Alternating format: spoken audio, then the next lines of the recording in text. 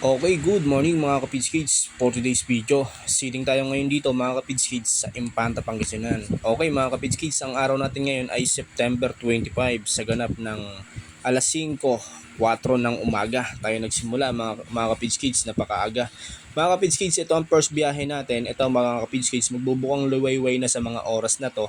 5:42 na mga Kapids Kids, 5:04 tayo nagsimula, nagkarga pa tayo. Kaya ngayon, mga oras na to, mga quarter to 6 na to mga Kapids Kids. Okay, ito mga Kapids Kids, first biyahe natin, isang 35,816 to mga Kapids Kids. Ito ang first biyahe, medyo ang isda, medyo kung papansinin nyo, hindi ganun kasuba dahil nga masyadong maaga pa mga Kapids Kids. Okay, ito yung pinaglagay natin na cage mga Kapids Kids. Bali ang paglalagay natin ngayon, dalawang butas to mga Kapids Kids.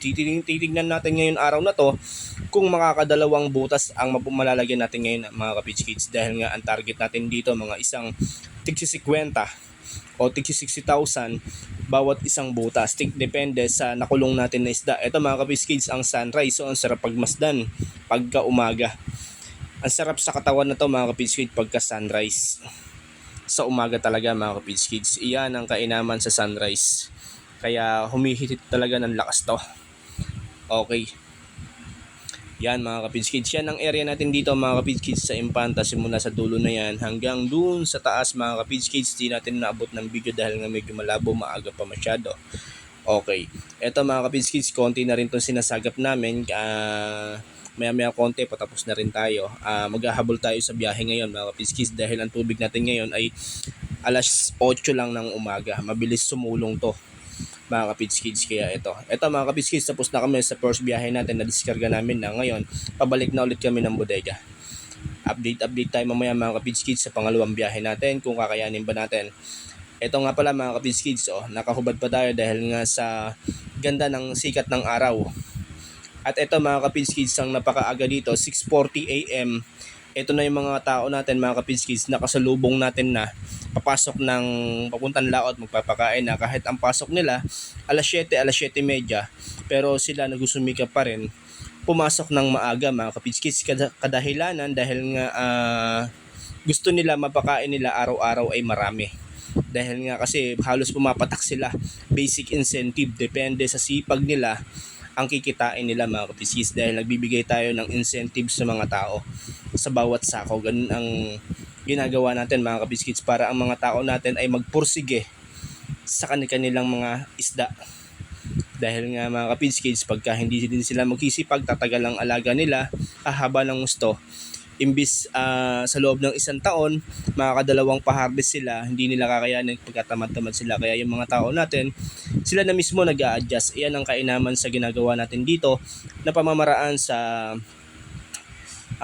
pagbigay ng kita sa mga tao natin mga Kapids Kids. Kaya nga kahit sabihin natin mga Kapids Kids sa kanila alas 4 mag-uwian na, pero sila pinipilit pa rin nila alas 5 dahil gusto nga nila makakapagpakain ng marami, kasi kadahilanan minsan sa hapon ay lumalakas ang kain.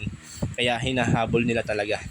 Kaya sa tao natin dito sa Impanta at sa Masinloc naman, wala akong problema.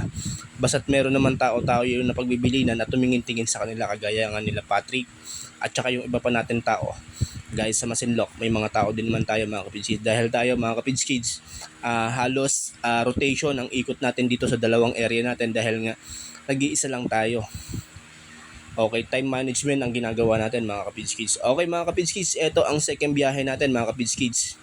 Yan, dito na kami sa Bukana, second biyahe to mga Kapids Kids. So, puno rin to kung titignan natin, halos same ng kanina natin. Yung kanina kasi natin 35,000, ito 34,980, almost 35,000 din. Okay, dito rin to sa pinaglagyan natin na kanina na batch natin to ilalagay. Kumbaga isang 35,000 at isang 34,000, kaya meron tayong 69,000. Tanggalan natin ng 15% to mga Kapids Kids sa mortality, kaya lalabas to mga Kapids Kids batch 59. Ito na ngayon si batch 59 na siniding natin ng September 25. Sana mga Kapids Kids tamaan natin to by April. Ma-harvest sana natin to March, April. April bali ano siya mga Kapids Kids, parang 8 months, mag-8 months siya. Parang ganon, o 7 months sa April. Kaya sana madali natin to.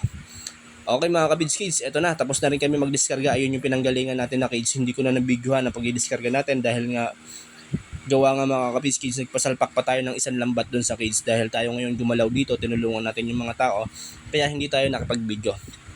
Okay mga ka-Pids Kids, yan. Ngayon mga ka-Pids Kids, ang hahabulin natin, sigurado na ang isang biyahe pa ulit, bali 3 biyahe tayo magawa natin ngayong araw na to. Yung pang-4 di natin nakakayanin gawa sa tubig mga ka-Pids Kids, at yung isda natin konti na. Okay mga ka-Pids Kids, ito naman ang 3rd biyahe natin. Yung pangatlong biyahe natin mga ka-Pids Kids, always good pa rin ang isda natin kung papansinin nyo. Yan. Okay. Isang 38,000 pieces naman to mga ka-Pids Kids. Lalagay natin to sa kabilang cage natin. Bali ang nahango natin ngayon araw na to mga ka-Pids Kids, isang 35,000 at 34,000 at 38,000, bali isang 108,000 pieces ang nakuha natin ngayon araw na to mga ka-Pids Kids.